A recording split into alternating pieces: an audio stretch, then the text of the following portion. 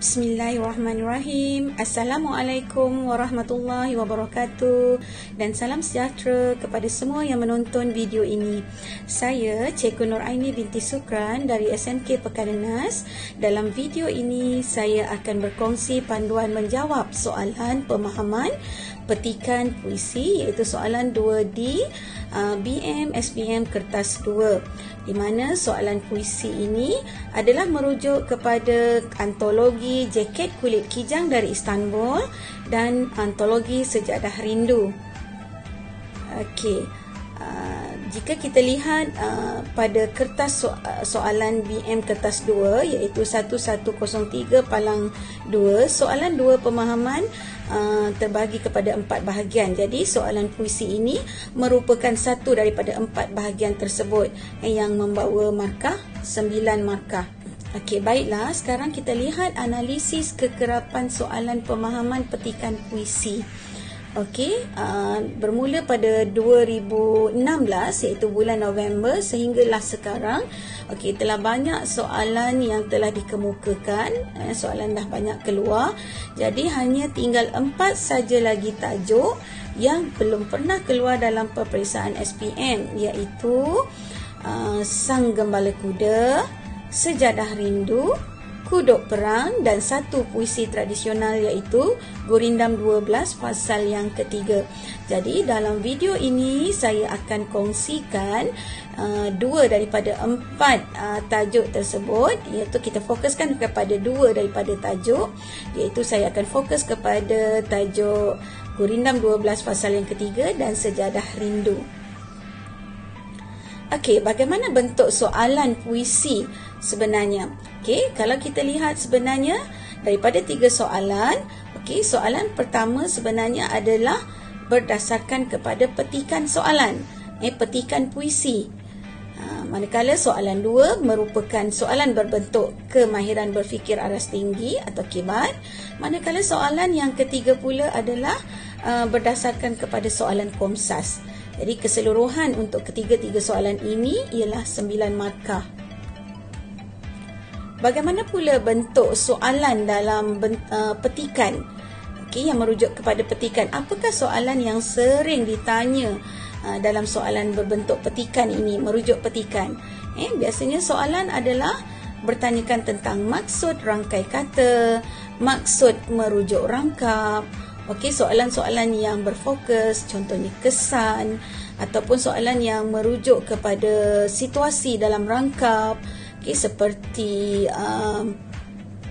seperti perkara atau perasaan, gambaran perasaan.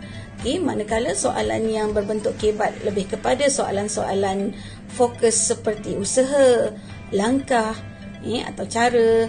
Begitu juga dengan kesan atau kebaikan, soalan akan bertanyakan tentang peranan, punca, faktor atau sikap.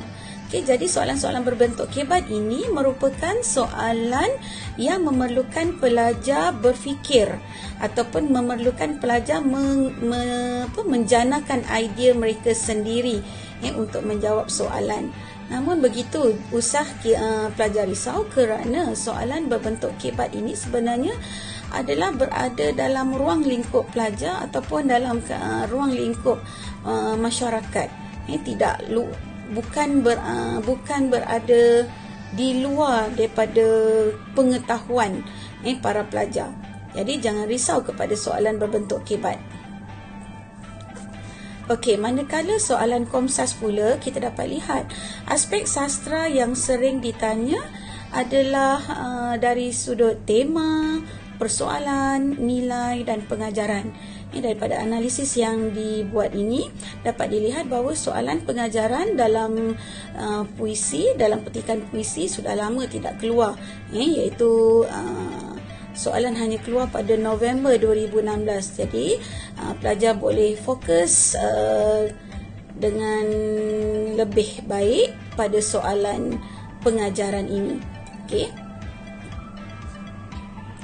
Okey, cuba kita lihat pada tajuk yang pertama, tajuk fokus kita, iaitu Gurindam 12. Okey, bagaimana bentuk soalan Gurindam yang ditanya? Okey, yang pertama merujuk kepada petikan. Berdasarkan rangkap pertama dan kedua, mengapakah kita perlu menjaga mata dan telinga? Okey, pelajar boleh lihat kepada gurindam tadi. Okey, rangkap pertama dan rangkap kedua. Jadi rangkap pertama ialah apabila terpelihara mata, sedikitlah cita-cita. Cita-cita tu ialah kemahuan atau keinginan. Okey, apabila terpelihara kuping, khabar yang jahat tiadalah damping. Maksudnya kuping ialah telinga. Jadi jika kita memelihara telinga, perkara-perkara jahat tidaklah akan kita dengar. Okey, jadi jawapan anda perlu ditulis dengan lengkap, dengan baik. Boleh ambil daripada soalan.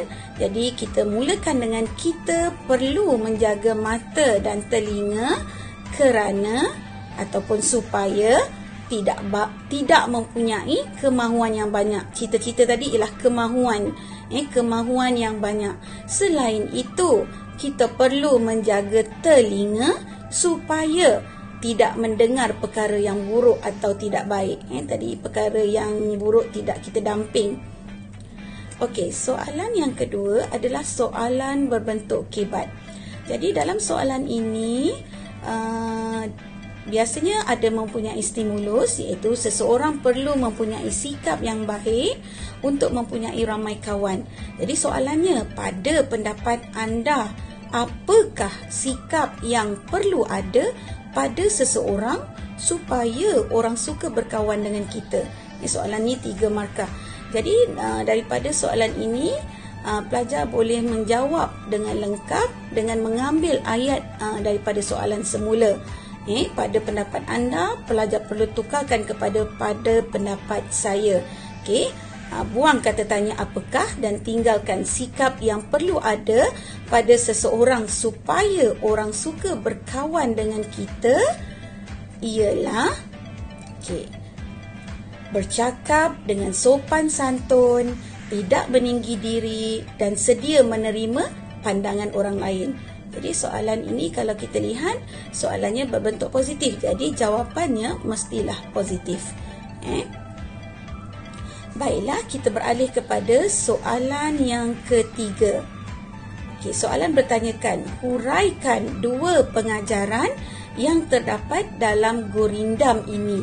Jadi soalan pengajaran mesti ada kata kunci yang perlu anda tulis, iaitu pengajaran mesti ada kata kunci kita hendaklah, kita mestilah, atau kita perlulah, atau kita haruslah. Okey, bila soalan bertanyakan huraikan 2, jadi pelajar perlu memberi 2 sahaja jawapan.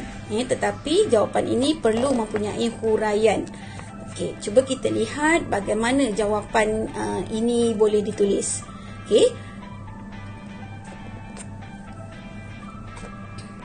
pengajaran yang terdapat dalam gurindam ini ialah kita hendaklah menjaga pendengaran agar tidak mendengar cemuhan dan hinaan.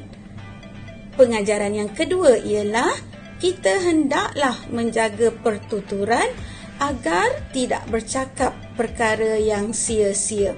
Jadi kata kunci kita hendaklah dan huraian menggunakan teknik suka. Kalau saya suka gunakan suka, iaitu supaya, untuk, kerana, agar. Jadi senang untuk diingat. Jadi kita hendaklah menjaga pendengaran agar tidak mendengar cemuhan dan hinaan. Okey, jadi dekat situ dapat dilihat bahawa soalan pengajaran ini perlu ada kata kunci dan perlu ada huraian untuk menjadikan jawapan kita lengkap dan ayat kita lebih gramatis. Okey, berdasarkan kepada 3 aspek sastra yang biasa ditanya, iaitu persoalan, nilai pengajaran. Jadi pelajar perlu tahu kata kunci yang perlu digunakan untuk menulis ketiga-tiga jawapan. Apa yang membezakan 3 aspek sastra ini? Okey, ialah dari segi kata kunci. Jadi kalau soalan tanya persoalan, jadi kita mulakan dengan ayat persoalan. Persoalan apa? persoalan kesabaran memelihara penglihatan dalam kehidupan. Jadi memelihara mata. Jadi untuk nilai, kita gunakan satu kata nilai yang tepat.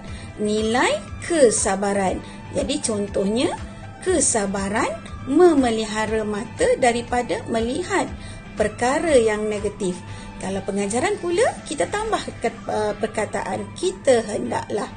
Kita hendaklah memelihara mata dengan bijaksana supaya tidak melihat perkara yang negatif. Okey, baiklah, kita beralih kepada soalan puisi yang kedua, iaitu saya fokuskan kepada soalan sejadah rindu, pada tajuk sejadah rindu. Jadi pelajar boleh baca saja ini. Okay, kita lihat bagaimana bentuk soalan untuk sejadah rindu. Okay, soalan pertama adalah berdasarkan kepada petikan. Jadi berdasarkan rangkap ketiga saja, nyatakan bukti-bukti yang menunjukkan penyajak benar-benar insaf. Okey, bagaimana nak jawab soalan ini?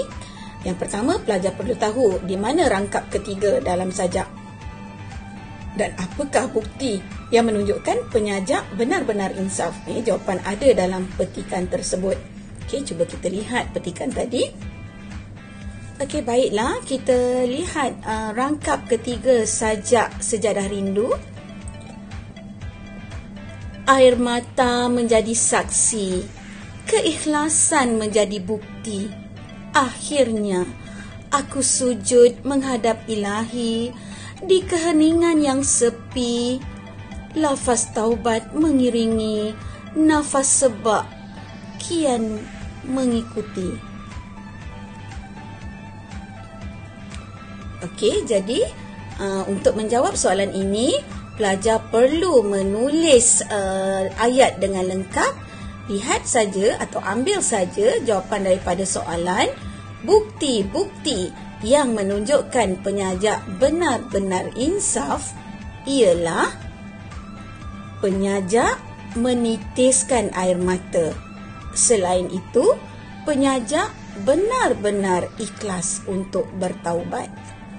Jadi soalan satu ini pelajar boleh rujuk petikan. Okey, soalan yang kedua ini merujuk kepada soalan kebat.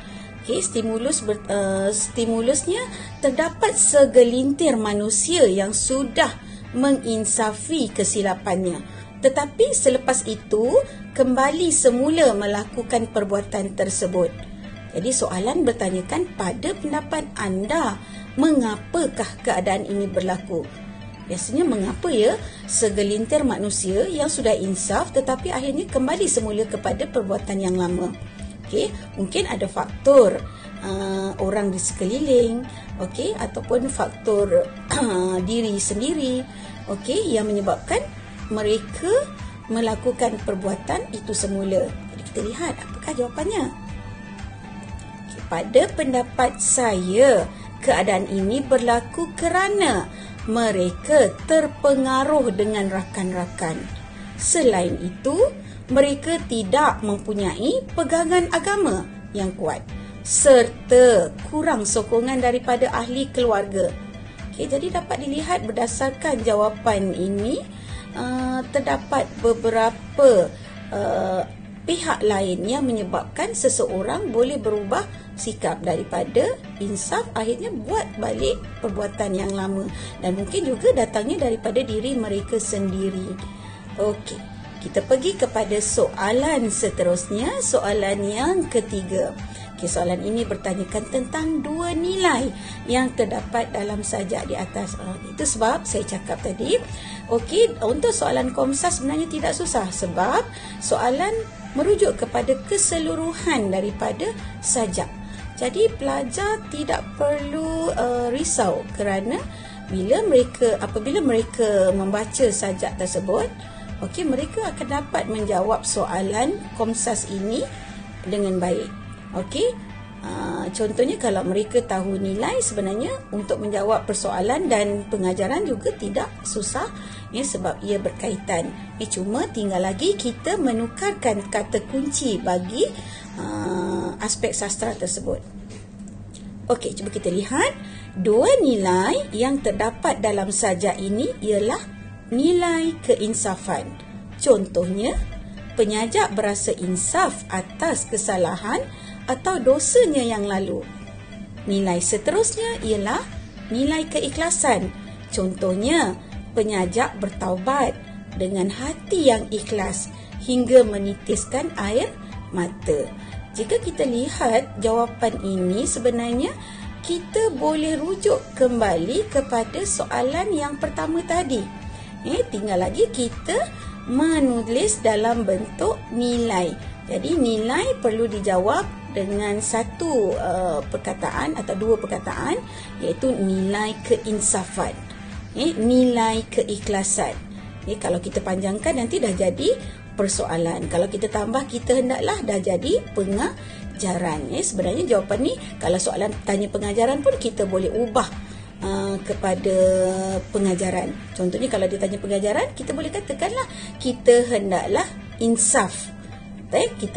Kita hendaklah insaf atas dosa-dosa yang lalu. Sebagai contoh, penyajak berasa insaf atas kesalahan atau dosanya yang lalu. Pengajaran seterusnya ialah kita hendaklah ikhlas dalam berubah atau bertaubat. Sebagai contoh, penyajak bertaubat dengan hati yang ikhlas sehingga menitiskan air mata. Jadi apa saja bentuk soalan sebenarnya kita boleh ubah sesuai dengan syarat pelajar faham bagaimana teknik untuk menukarkan kata kunci tersebut. Cuba kita lihat perbezaan antara ketiga aspek sastra ini. Persoalan keinsafan atas kesalahan atau dosa yang lalu.